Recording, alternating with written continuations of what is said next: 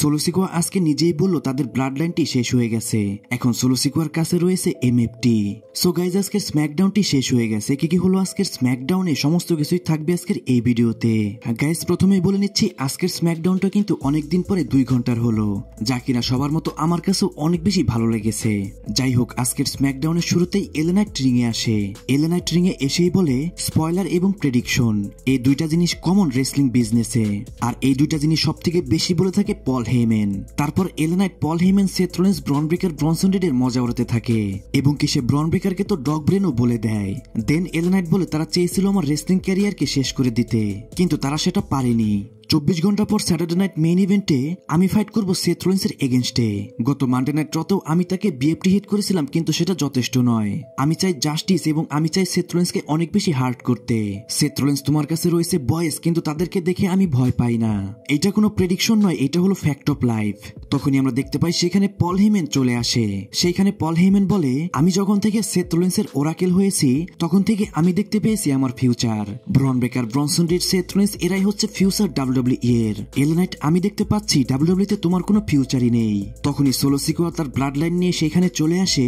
Solo সিকোয়া এসেই বলে, পল Heymann, তুমি যখন আমার ফ্যামিলি থেকে সরে গেছো তখনই সবকিছুই চেঞ্জ হয়ে গেছে। এখন আর ব্লাড লাইন নেই, ট্রাইবাল চিফ নেই, আর ওয়াইজম্যানও নেই। পল হেইম্যান, আমি তোমাকে আজকে একটি অ্যাডভাইস দিব, সেটা হলো তুমি এখনই এই বিল্ডিং থেকে চলে যাও, তা না হলে আমার এমএফটি তোমাকে আবারও সেই টেবিলের উপর স্ল্যাম হিট করবে।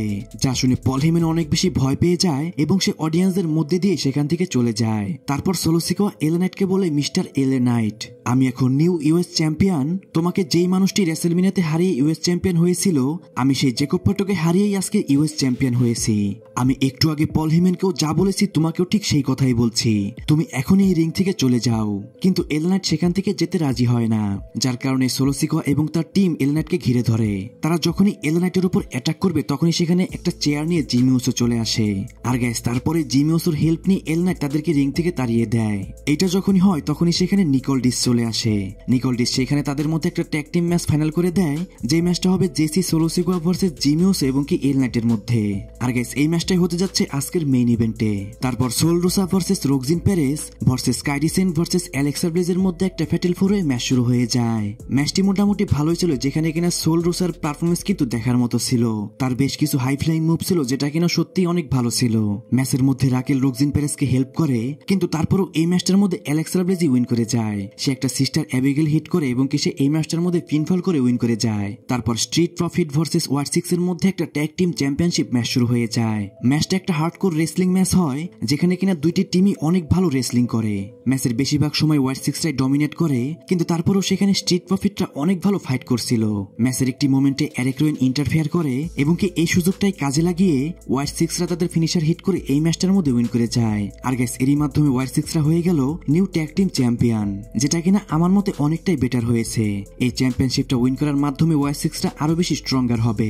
তাই স্ট্রিট প্রফিটদের হারানো আমার কাছে মনে হয়েছে এটাই সব থেকে ভালো হয়েছে, কারণ তারা চ্যাম্পিয়ন হওয়ার পরে সেরকম কিছুই করতে পারেনি। স্ট্রিট প্রফিটরা অনেক ভালো রেসলিং তো করতে পারে, কিন্তু এজ এ চ্যাম্পিয়ন হিসেবে তারা কিন্তু সাকসেসফুল ছিল না। শুধু এখানে স্ট্রিট প্রফিটদের দোষ দিলে হবে না, বর্তমানে যারা যারা ট্যাগ টিম চ্যাম্পিয়ন রয়েছে তাদেরকে ভালো মতন ইউজ করতে পারছে না ডাব্লিউডব্লিউই। তাই আমি চাইবো ট্যাগ টিম চ্যাম্পিয়নশিপের দিকেও একটু নজর দেওয়া উচিত ডাব্লিউডব্লিউই এর। তারপর আমেরিকান সিঙ্গার জেরির একটা মিউজিক্যাল সেগমেন্ট হয়, সেখানে চলে আসে র্যান্ডি অর্টন এবং লোগেন পল। লোগেন পল এবং র্যান্ডি অর্টনের মধ্যে একটা প্রোমো এর চলে। যখনই লোগেন পল এবং র্যান্ডি অর্টনের মধ্যে ঝামেলা শুরু হতেই যাবে তখনই পিছন দিক থেকে ড্রু ম্যাকিন্টায়ার চলে আসে। ড্রু ম্যাকিন্টায়ার এসেই র্যান্ডি অর্টনকে একটা ক্লেমর হিট করে দেয়। এরপর সেখান থেকে ড্রু ম্যাকিন্টায়ার চলে যায়, কিন্তু তারপরও র্যান্ডি অর্টনকে অ্যাটাক করে লোগেন পল। যা দেখে জেরি আর থাকতে পারে না, সে র্যান্ডি অর্টনকে বাঁচানোর জন্য সে লোগেন পলের উপরই অ্যাটাক করে দেয়। লোগেন পল সেখান থেকে তো চলে যায়, কিন্তু লোগেন পল গিয়ে জেরির যে মিউজিক্যাল ইনস্ট্রুমেন্ট গুলো ছিল সেগুলো ভাঙতে শুরু করে। তারপর সিন চেঞ্জ হয় ব্যাক স্টেজে, আমরা দেখতে পাই র্যান্ডি অর্টন এবং জেরিকে। সেখানে র্যান্ডি অর্টন জেরিকে বলে তার যে ম্যাচটি হবে স্যাটারডে নাইট মেইন ইভেন্টে ড্রু ম্যাকিন্টায়ারের সাথে, সেই ম্যাচের মধ্যে র্যান্ডি অর্টনের সাথে জেরিও থাকবে। আর গেছে আমি বুঝতে পারলাম না কেন এবার সেখানে জেরিকে রাখা হবে। একটা জিনিস তো ভালোই বোঝা যাচ্ছে, সেটা হলো ট্রিপল এইচ এর মনে হয় মিউজিশিয়ানদের একটু বেশি ভালো লাগে। তাই তো সে কিছুদিন আগেও রেসলমেনিয়াতে ট্রেভিস স্কটকে নিয়ে এসেছিল, আর এইবার সে জেরিকেও নিয়ে আসলো। গাইস, যেহেতু স্যাটারডে নাইট মেইন ইভেন্টের কথাই আমি বললাম, একটি কথা কিন্তু না বললেই নয়। যেহেতু কালকে স্যাটারডে নাইট মেইন ইভেন্ট, কালকের স্যাটারডে নাইট মেইন ইভেন্টের কিন্তু কোনো ভিডিওই আমার চ্যানেলে আসবে না। এর কারণ হচ্ছে কালকের স্যাটারডে নাইট মেইন ইভেন্টের কিন্তু পুরোপুরি লাইভ আপনারা দেখতে পারবেন ইউটিউবেই। তাই গাইস এজন্যই কালকে কোনো আমি রিভিউ ভিডিও দিব না।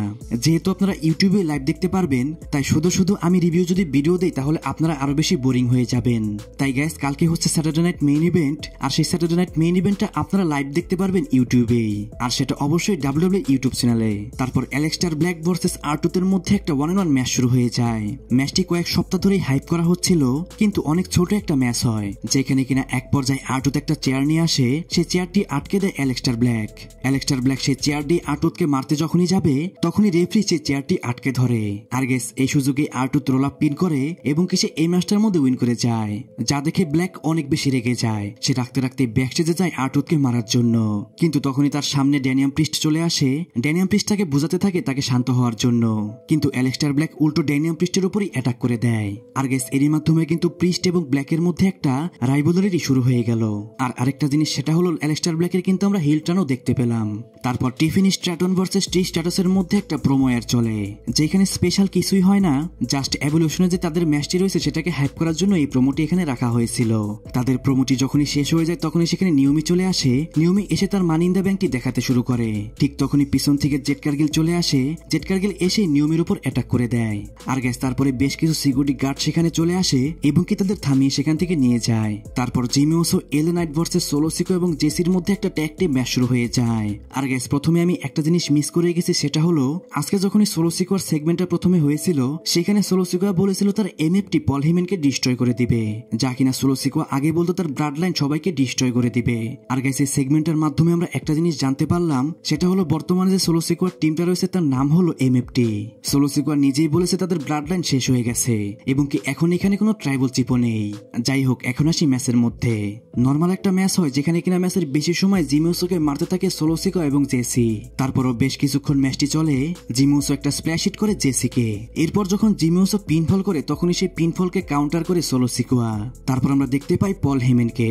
পল হেইম্যান কাউকে কল দিচ্ছিল, ঠিক তখনই এল নাইট তার কাছে যায়। এল নাইট যখনই পল হেইম্যানের কাছে যেতে যায় তখনই টালাটোঙ্গা এল নাইটের উপর অ্যাটাক করে দেয়, যা রিং থেকে দাঁড়িয়ে দেখছিল সোলো সিকোয়া। তখনই সোলো সিকোয়াকে রোল আপ পিন করে জিমি ওসো। আর গাইস এরই মাধ্যমে কিন্তু জিমি ওসো ম্যাচটার মধ্যে উইন করে যায়। জিমি ওসো ম্যাচটি উইন করার পরে সে দৌড়ে চলে যায় অডিয়েন্সের মধ্যে দিয়ে, আর জিমি ওসোকে ধাওয়া করে টালাটোঙ্গা, টামাটোঙ্গা এবং জেসি। তখন রিং এর মধ্যে সোলো সিকো একা ছিল, যার সুযোগে এল নাইট এসে সোলো সিকোকে অ্যাটাক করে দেয়। তখনই ব্রন ব্রেকার রিং এ আসে এবং সে এল নাইটকে একটা স্পিয়ার হিট করে, আর তারপরে ব্রনসন রিড তাকে একটা সুনামি হিট করে। আজকের স্ম্যাকডাউনে তো সেথ রোলিন্স ছিল না, কিন্তু তার টিম মেম্বারদের কিন্তু সে ঠিকই পাঠিয়ে দিয়েছে। আর গাইস যেহেতু কালকে হচ্ছে স্যাটারডে নাইট মেইন ইভেন্ট, এই জন্যই কিন্তু আজকের স্ম্যাকডাউনে ওইরকম কিছুই ছিল না। আজকের স্ম্যাকডাউনটা মোটামুটি পর্যায়ের একটা স্ম্যাকডাউন ছিল, যেটা পার্সোনালি আমার কাছে অতটা ভালো লাগেনি। গাইস আজকের স্ম্যাকডাউনটি আপনার কাছে কেমন লেগেছে অবশ্যই কমেন্টে জানান। আর কালকের স্যাটারডে নাইট মেইন ইভেন্ট কিন্তু আপনারা ডাব্লিউডাব্লিউই ইউটিউব চ্যানেলেই দেখতে পারবেন। সো গাইস এরই মাধ্যমে আজকের স্ম্যাকডাউনটি শেষ হয়ে যায়। সো গাইস আজকের ভিডিও এই পর্যন্ত। রেসলিং সম্পর্কে সমস্ত নিউজ এবং আপডেট জানার জন্য চ্যানেলটিকে সাবস্ক্রাইব করবেন।